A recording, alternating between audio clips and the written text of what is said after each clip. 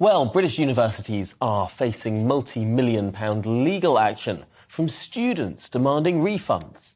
The pandemic meant that many universities were forced to close facilities, move classes online and provide a reduced service overall to students.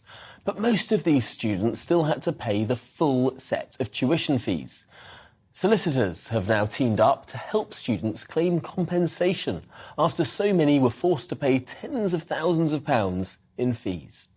Well, let's now speak to one of those solicitors. Shimon Goldwater is solicitor for studentgroupclaim.co.uk. Good morning. You're helping these students with these claims, but I suppose some people might argue that across the entire economy, things had to close, services were reduced. Is it right to be going back and relitigating all of this? Yeah, thank you. It's right because students, like any other consumers who've paid for something and not received what they paid for, deserve their fair compensation. And they've paid for in-person tuition, they've paid for access to libraries, laboratories, social spaces, everything else you expect on a normal university experience. And during COVID and during strike action over recent years, they just didn't receive what they had paid for. And that's what this student group claim is all about, to get them what they deserve. These universities that have been issued with letters of claim on the screen now, Birmingham, Bristol, Cardiff, the City University of London, Coventry, Imperial. I think we've got some more of these to come as well up on screen. Here we go. Very famous universities here. Manchester, LSE, Newcastle, Liverpool, Leeds, King's College, London. And I think we've got one more screen of these. Here we go. Nottingham, Queen Mary, University of London, Sheffield, Warwick. Is it really possible to take on these huge institutions? These institutions with a lot of money and lawyers of their own. Is this a bit of a David versus Goliath battle?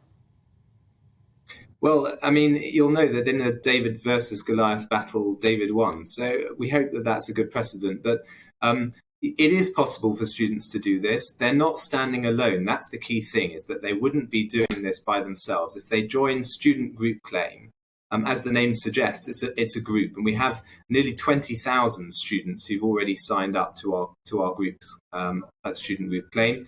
And because they're a large group, they have more ability to exert pressure on universities to achieve the compensation that they deserve and that we're helping them to win.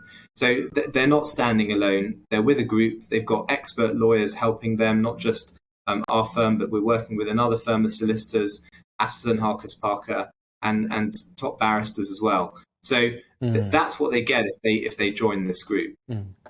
And what would they get specifically in terms of financial compensation? Because there are so many people joining up, it will be a small slice of the pie that is given out that they receive. What are we so far through this process that we can sort of start to guess at where this level of compensation may arrive at? Yeah, so our current estimate is that UK students who are at university during COVID will probably be entitled to around £5,000 each in compensation.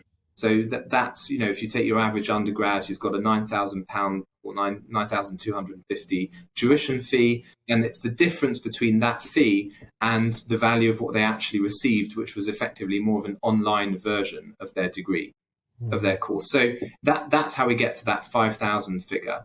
And we think that's approximately what your average kind of student in that situation would get. Now,